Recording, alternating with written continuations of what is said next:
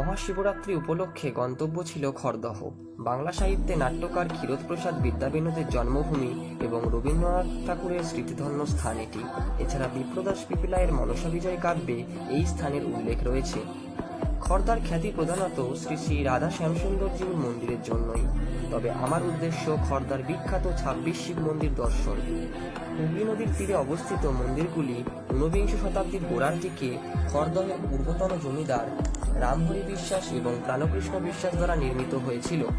মন্দির কমপ্লেক্সে দুটি দলে বিভক্ত ২৬টি শিব মন্দির রয়েছে। প্রথম দলটিতে ২০টি মন্দির রয়েছে। মন্দিরগুলি আয়তাকারভাবে সাজানো। পরবর্তী দলটিতে ৬টি মন্দির রয়েছে, যা বাবুঘাটের ডান পাশে পরস্পর অবস্থিত। সমস্ত মন্দির আটচালা স্থাপত্য শৈলী অনুসরণ করে। প্রতিটি মন্দিরে একটি করে শিবলিঙ্গ রয়েছে।